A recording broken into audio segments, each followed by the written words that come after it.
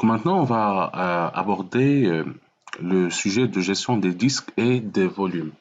Le choix de la technologie de stockage que vous souhaitez déployer est la première étape critique à effectuer pour assurer que votre environnement répond aux impératifs de stockage des données. Toutefois, il s'agit seulement de la première étape. Vous devez également en effectuer d'autres dans le cadre de la préparation aux spécifications de stockage de données. Donc dans cette leçon, on va voir la sélection d'un format de table de partition, les types de disques, le choix d'un système de fichiers, qu'est-ce que le système de fichiers REFS, on va voir les points de montage et les liens, et par la suite, on va voir des démonstrations et l'extension et réduction des volumes si on aura un peu de temps par la suite. Donc, je commence par sélectionner la sélection d'un format de table de partition. Un format de table de partition ou bien style de partition fait référence à la méthode qu'un système d'exploitation tel que Windows Server 2012 utilise pour organiser les partitions ou les volumes sur un disque. Pour les systèmes d'exploitation Windows, vous avez le choix entre un enregistrement de démarrage principal, MBR, Master Boot Record, ou une table de partition GUID, GPT, GUID, Partition Table. Donc on va voir ça en détail tout de suite. Donc on a le format MBR. Le format MBR, c'est le format de table de partition MBR. C'est un mode de partitionnement standard utilisé sur les disques durs depuis l'apparition des premiers ordinateurs personnels dans les années 80. Donc le format de table de partition MBR présente les caractéristiques suivantes. Une partition prend en charge un maximum de 4 partitions principales par lecteur. Une partition peut avoir un maximum de 2 téraoctets et si vous initialisez un disque dur de plus de 2 téraoctets à l'aide du mode MBR, le disque stockera un volume maximal de 2 Tera et le reste du stockage ne sera pas utilisé. Tout simplement, vous devez convertir le disque au mode GPT si vous souhaitez utiliser l'intégralité de l'espace disponible. Pour le mode GPT, alors, il a été introduit avec Windows Server 2003 et à l'édition 64 bits de Windows XP afin de contourner les limitations de MBR et de répondre aux besoins des disques de plus grande capacité. Il présente les caractéristiques suivantes. Déjà, GPT est le successeur du format de table de partition MBR. Le mode GPT prend en charge un maximum de 128 partitions par lecteur, ce qui est énorme. Une partition peut contenir jusqu'à 8 zeta-octets. Un disque dur peut contenir jusqu'à 18 hexaoctets avec 512 kilooctets d'adressage de blocs logiques LBA, Logical Block Addressing. Pour démarrer à partir d'une table de partition GPT, votre BIOS doit prendre en charge le mode GPT. Donc voilà, on passe à la sélection de type de disque. Donc lorsque vous sélectionnez un type de disque pour une utilisation dans Windows Server 2012, vous avez le choix entre des disques de base et des disques dynamiques. Alors pour les disques de base, le stockage de base utilise des tables de partition normales utilisées par toutes les versions du système d'exploitation Windows. Un disque initialisé pour le stockage de base est appelé un disque de base, tout simplement. Un disque de base contient des partitions de base telles que des partitions principales et des partitions étendues. Vous pouvez subdiviser des partitions étendues en lecteurs logiques. Alors pour un disque dynamique, Euh, le stockage dynamique a été introduit dans le système d'exploitation Microsoft Windows 2000 Server.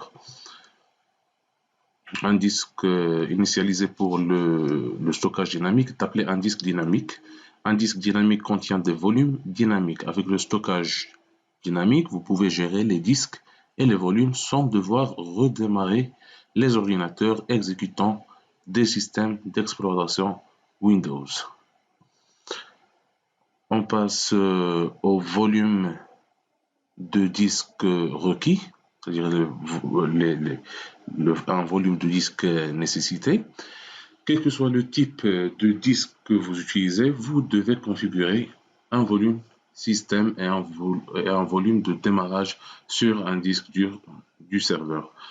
Pour le volume système contient les fichiers propres au matériel qui sont nécessaires pour charger le système d'exploitation Windows, par exemple euh, boot mgr et bootsect.back. Le volume système peut être le même volume que le volume de démarrage, ce n'est toutefois pas obligatoire.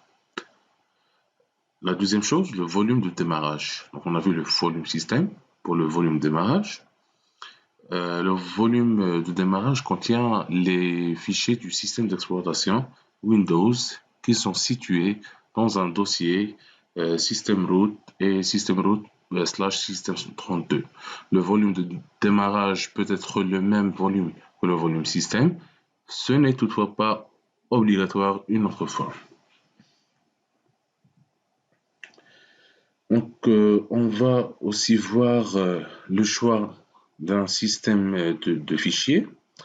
Bon, lorsque vous configurez vos disques dans Windows Server 2012, vous pouvez choisir entre la table d'allocation des fichiers FAT, le système de fichiers NTFS et le système de fichiers REFS. Alors, c'est quoi ces trois fameux tables, bien fameuses tables? Pour le FAT, c'est un système de fichiers. Le système de fichiers FAT est le plus simple des systèmes de fichiers pris en charge par les systèmes d'exploitation Windows. Le système de fichiers FAT est caractérisé par une table qui réside dans la partie supérieure du volume. Afin de protéger le volume, deux copies du système de fichiers FAT sont conservées au cas où une d'elles serait endommagée. En outre, les tables d'allocation des fichiers et le répertoire racine doivent être stockés dans un emplacement fixe afin que le fichier de démarrage du système puisse être correctement localisé. Un disque formaté avec le système de fichiers FAT est alloué en cluster, donc la taille est déterminée par la taille du volume. Lorsqu'un fichier est créé, une entrée est également créée dans le répertoire et le numéro du premier cluster contenant des données est établi. Cette entrée dans la table indique qu'il s'agit du dernier cluster du fichier ou qu'elle pointe vers le cluster suivant. Aucune organisation ne régit la structure de répertoire FAT et les fichiers se voient octroyer le premier emplacement ouvert sur le lecteur. Pour les caractéristiques du système NTFS, NTFS est le système de fichiers standard pour tous les systèmes d'exploitation Windows à partir de Windows NT. À la différence de FAT, le disque ne contient aucun objet spécial et il n'existe aucune dépendance vis-à-vis du matériel sous-jacent comme des secteurs de 512 octets. En outre, NTFS n'utilise aucun emplacement spécial sur le disque tel que les tables. NTFS est une amélioration de FAT à plusieurs égards. Il offre notamment une meilleure prise en charge des métadonnées et l'utilisation de structures de données avancées permettant d'améliorer les performances, la fiabilité et l'utilisation de l'espace disque. NTFS comporte également des extensions supplémentaires telles que les listes de contrôle d'accès, de sécurité bien sûr, que vous pouvez utiliser pour l'audit, la journalisation des systèmes de fichiers et le chiffrement. NTFS est requis pour plusieurs rôles, les fonctionnalités de Windows Server, tels que les services de domaine Active Directory, les services VSS Volume Shadow Service, le système de fichiers distribués, DFS, les services de réplication des fichiers, FRS, ainsi de suite. Donc maintenant, on va voir ce qu'est un système REFS. C'est Resilient File System. Ce système, en fait, a été introduit avec Windows Server 2012 pour améliorer les fonctionnalités de NTFS.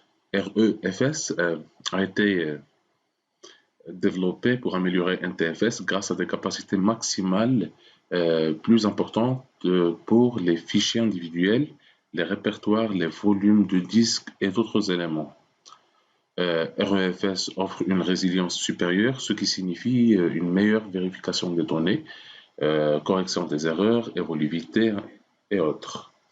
Utiliser REFS avec les volumes très importants et les partages de fichiers très volumineux de manière à éviter la limitation de NTFS en matière de la vérification et de correction des erreurs, dans la mesure où REFS n'était pas disponible avant Windows Server 2012, le seul choix était NTFS.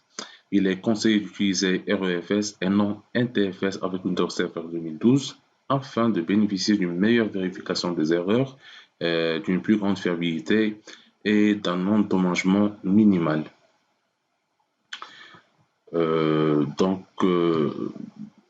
Qu'est-ce qu'un système de fichiers REFS? En fait, c'est une nouvelle fonctionnalité dans Windows, comme j'ai dit, Windows Server 2012. Ce système est basé sur le système de fichiers NTFS. C'est une augmentation, il offre plusieurs avantages. Parmi ces avantages, l'intégrité des métadonnées avec somme de contrôle, protection étendue contre l'endommagement des données, optimisation et de la fiabilité, particulièrement lors d'une panne d'alimentation NTFS. NTFS est connu pour endommager des données dans des circonstances semblables, grande taille de volume de fichiers et de répertoire, pool de stockage et virtualisation qui simplifie la création et la gestion des systèmes de fichiers, agrégation par bande de données pour meilleure performance, redondance de la tolérance de panne, nettoyage des disques pour protéger contre les erreurs de disques latentes, résilience aux dommages avec récupération pour une disponibilité maximale de volume, pool de stockage partagé sur les ordinateurs pour une tolérance de panne et un équilibrage de la charge supplémentaire. Donc, le système REFS hérite de certaines fonctionnalités NTFS, notamment les fonctionnalités suivantes, le chiffrement de lecteur BitLocker, liste de contrôle d'accès pour la sécurité, journal du nombre de séquences de mise à jour, notification de modification, lien symbolique, point de jonction, point de montage, point d'analyse, capture instantanée de volume, identificateur de fichiers. Donc, étant donné que le RFS utilise un sous-ensemble de fonctionnalités NTFS, il est conçu pour conserver une compatibilité descendante avec NTFS. Par conséquent, les applications qui s'exécutent sur Windows Server 2012 peuvent accéder à des fichiers REFS comme elles le feraient sur NTFS. Toutefois, un lecteur de format REFS n'est pas reconnu lorsqu'il se trouve dans des ordinateurs exécutant des systèmes d'exploitation Windows Server antérieurs à Windows Server 2012.